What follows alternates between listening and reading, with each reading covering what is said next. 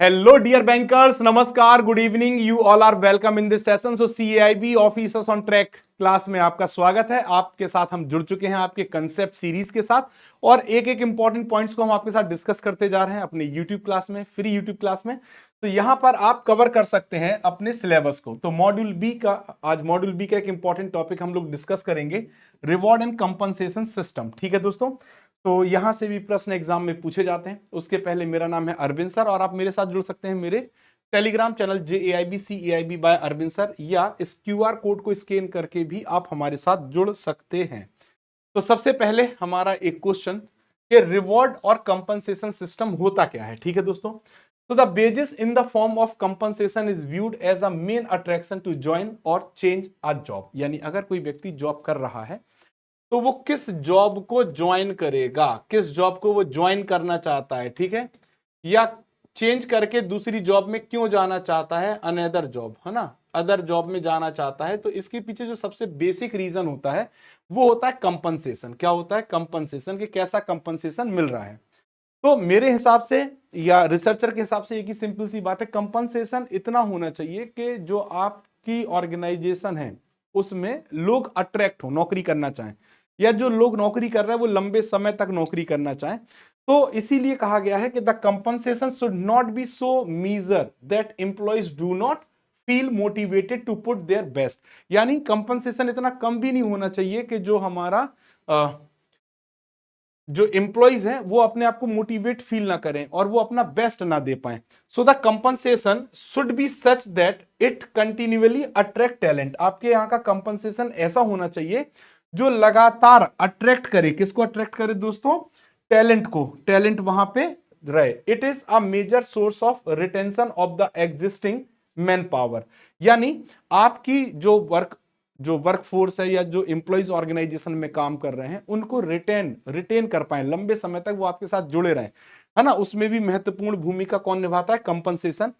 And as which motivate them to give their best. और यही compensation होता है जो एम्प्लॉइज को अपना बेस्ट देने के लिए मोटिवेट करता है।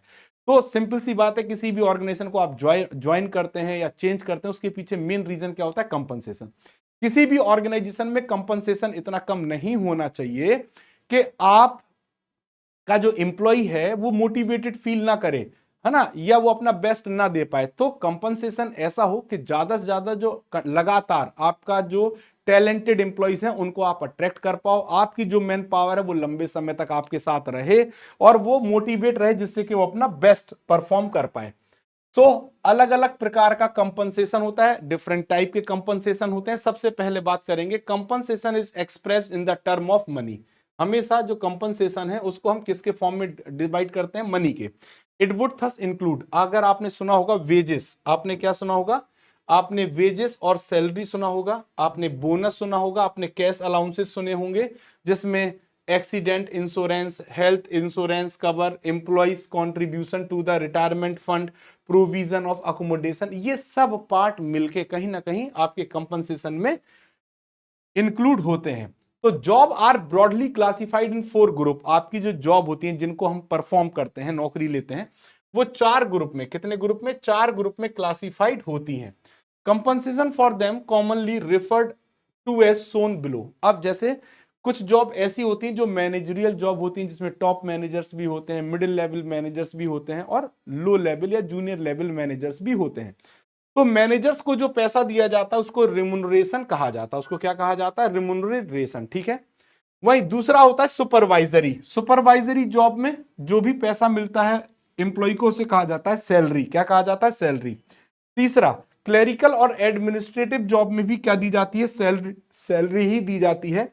Unskilled, semi skilled, skilled and highly skilled लोग जो होते हैं उनको क्या प्रोवाइड किया जाता है? पैसे के तौर पे वेजेस। ठीक है, तो ये क्वेश्चन एग्जाम में बनता है, याद रखिएगा। मैनेजरियल पोस्ट के लिए जो पैसा मिलता है वो रिम्यूनरेशन कहलाता है, सुपरवाइजरी के लिए salary, clerical post, administrative post के लिए सैलरी, और अनस्किल्ड, सेमी स्किल्ड या हाई स्किल्ड के लिए वेजेस। ठीक है दोस्तों। नाउ अब कंपनसेशन बेस, किस आधार पे कंपनसेशन डिसाइड किया जाएगा? तो compensation policy is an important element to presume management, personnel management. ठीक है, तो कंपनसेशन पॉलिसी एक इंपॉर्टेंट एलिमेंट होता है पर्सनल मैनेजमेंट का या ह्यूमन रिसोर्स मैनेजमेंट का। So what is the basis और factors on which compensation get decided, किस आधार पे कंपनसेशन डिसाइड किए जाते हैं या कौन से फैक्टर ऐसे हैं जो कंपनसेशन को प्रभावित करते हैं।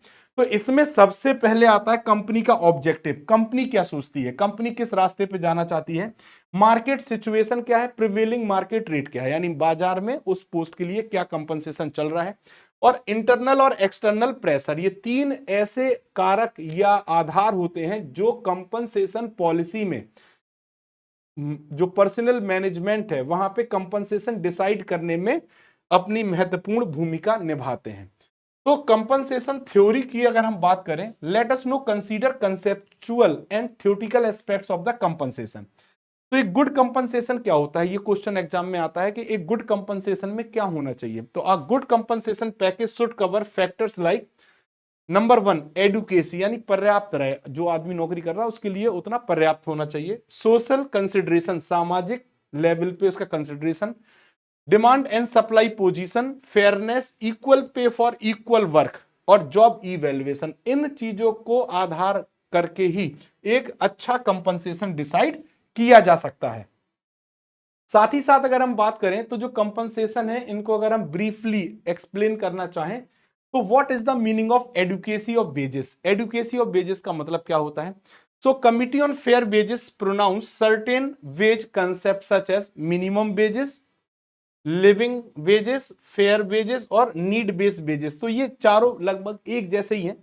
लिविंग वेजेस का मतलब है a living wages is defined as the minimum income necessary for a worker to meet their basic need. ठीक है दोस्तों, बेसिक जरूरतों को पूरा करने के लिए कितना पैसा चाहिए, अगर उतना हम वेजेस दे पा रहे हैं तो वो लिविंग वेजेस कहलाता है। ठीक है दोस्तों, अब जो आपकी कॉर्पोरेट स्ट्रेटजी होती है, एचआर स्ट्रेटजी जो होती है और कंपनसेशन सिस्टम होता है, इनमें क्या रिलेशन होता है, कैसे डिसाइड किया जाता है। तो सबसे पहले अगर हम बात करें इनोवेटर, इनोवेटर यानी जो नई नई चीजें जोड़ता है, तो कमिटेड टू अजाइल, पहली बात तो ये फुर्तीले होंगे, रिस्क टेकिंग होंगे और इनोवेटिव पीपल होंगे, नई नई चीजें सोच के बताएंगे। ठीक है, तो इनका जो कंपनसेशन सिस्टम होता है, रिवॉर्ड इनोवेशन इन प्रोडक्ट, जब ये प्रोडक्ट में नए नए इनोवेशन लाते हैं उसके लिए इनको रिवॉर्ड दिया जाता है। मार्केट बेस पे फ्लेक्सिबल होता है। ठीक है दोस्तों, दूसरा कॉस्ट कटर, कॉस्ट कटर हमारा जो स्ट्रेटजी है वो कॉस्ट कटर कब, जहां पे इफिशियंसी ऑपरेशनल एक्सीलेंस की बात की जाती हो, तो focus on competitor labour cost, increase variable pay, emphasise productivity, focus on system control and work specification.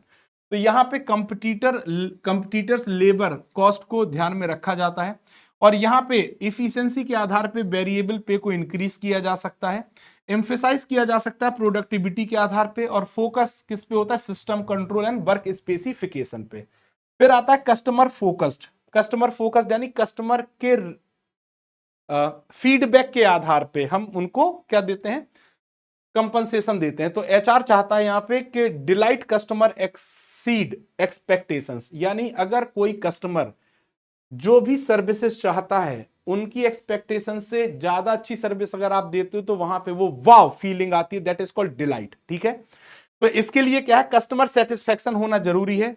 Incentive value for the job, job अगर अच्छी कर रहे हैं आप तो आपको इंसेंटिव दिया जाएगा, and skill based on the customer contact. ठीक है दोस्तों, तो ये होता है। अब सोशल कंसिडरेशन और लीगल फ्रेमवर्क क्या होता है कंपनसेशन के रिगार्डिंग, सोशल कंसिडरेशन और लीगल फ्रेमवर्क। ठीक है, तो level of compensation in any industry, किसी भी इंडस्ट्री में जब हम लेवल ऑफ कंपनसेशन की बात करते हैं, किसकी बात करते हैं, लेवल ऑफ कंपनसेशन की बात करते हैं, theoretically get decided by socio economic consideration, यानी सामाजिक आर्थिक कंसिडरेशन के आधार पर हम कंपनसेशन को डिस्क्राइब करते हैं। Skewed distribution of wages will make a flow of supply shift, अगर आप डिस्ट्रीब्यूशन ऑफ वेजेस थोड़ा भी मतलब क्या करते हैं, स्क्यूड करते हैं, तो जो भी हमारा फ्लो ऑफ सप्लाई है वो शिफ्ट हो जाएगा। With the application of basic principle, हमें किस बेसिक प्रिंसिपल पे चलना चाहिए, डिमांड एंड सप्लाई के, जिससे कि हम बैलेंस इक्विलिब्रियम बना के रख सकें। So this means that the compensation level will more और less trend to be at par for the comparable job, किसी भी जॉब के लिए आपका जो कंपनसेशन होगा वो किस आधार पे डिसाइड किया जाएगा कि यहां इंक्रीज करना है या यहां पे लो रखना है। तो ये कंपेरेबल जॉब से कंपेयर किया जाता है, ठीक। ऐसी ही जॉब पे दूसरी ऑर्गेनाइजेशन कैसे पैसा दे रहा है उसको ध्यान में रख के डिसाइड किया जाता है। अब देखिए, इसी के लिए कंपनसेशन को या वेजेस को सही से दिया जाए, फेयर वेजेस दी जाए, इसके लिए पेमेंट ऑफ वेजेस एक्ट 1936 लाया गया, ठीक है। लीगल कंसिडरेशन है। मिनिमम वेजेस एक्ट 1948 लाया गया, पेमेंट ऑफ बोनस एक्ट 1965 और इक्वल रिम्यूनरेशन एक्ट, यानी बराबर की जॉब के लिए बराबर पैसा मिले, 1976। तो ये 4 लॉ पास किए गए संसद में। अब जॉब इवैल्यूएशन क्या होता है? What is the job evaluation? तो जब हम जॉब इवैल्यूएशन की बात करते हैं, this is one important measure to determine the level of compensation package. अगर आप किसी भी जॉब के लिए कंपनसेशन पैकेज डिसाइड करना चाहते हैं तो किस आधार पे करते हैं? Job evaluation. आपको मैंने पहले पढ़ाया भी, जॉब इवैल्यूएशन वास्तविकता में होता क्या है।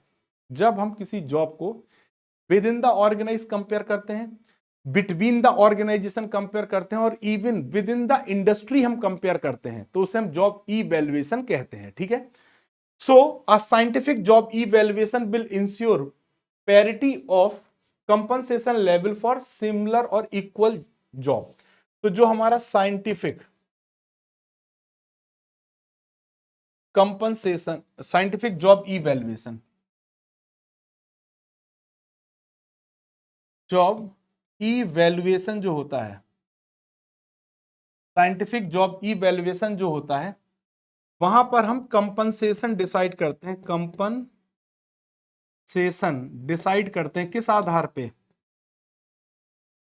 इक्वल पे फॉर इक्वल और same job, for same job, ठीक है।